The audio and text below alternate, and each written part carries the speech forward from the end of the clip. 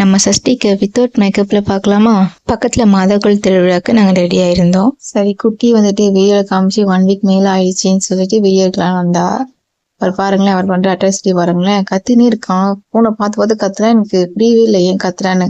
அப்பதான் ஞாபகம் வந்துச்சு, பேர் குழந்தை கொடுக்கவே இல்லையே அப்படின்னு சொல்லிட்டு.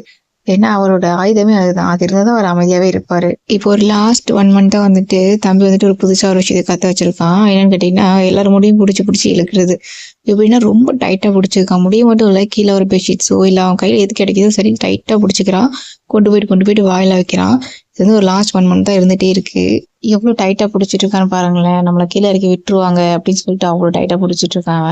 நம்ம எவ்வளவு ரிமூவ் பண்ணாலும் விடுறதே கிடையாது. அவ்வளவு டைட்டா பிடிச்சிட்டு இருக்கிறது இவரு. இந்த மாதிரி அறிவான குழந்தையையும் அன்பான கணவரையும் அற்புதமான மாமியாரையும் கொடுத்த கடவுளுக்கு நான் நன்றி சொல்லிக்கிறேன். நமக்குள்ள எவ்வளவு கஷ்டம் இருந்தாலுமே நம்மளோட பேபியோட ஃபேஸ் பார்க்கும்போது நமக்கு மைண்ட் அவ்வளவு ரிலாக்ஸ் ஆயிடுது. ஸோ நம்ம வாழ்க்கை இவங்களுக்காக தான் அப்படின்னு சொல்லி எவ்வளவு விஷயமா இருந்தாலும் அதை அட்ஜஸ்ட் பண்ணி போக தோணுது. நம்ம லைஃப்ல எவ்வளவு கேவலமான விஷயங்கள் நடந்தாலுமே சரிங்க, நம்ம வந்துட்டு நமக்கு எது சந்தோஷத்தை தருதோ அதை தேடி போயிட்டே இருக்கணுங்க. சரியோ தப்போ இருக்கிற ஒரு லைஃப்பை நமக்கு பிடிச்சபடி நம்ம மனசாட்சி சொல்றதை கேட்டு நல்லபடியா வாழ்ந்துட்டு போயிடணுங்க. அவ்வளவுதான்.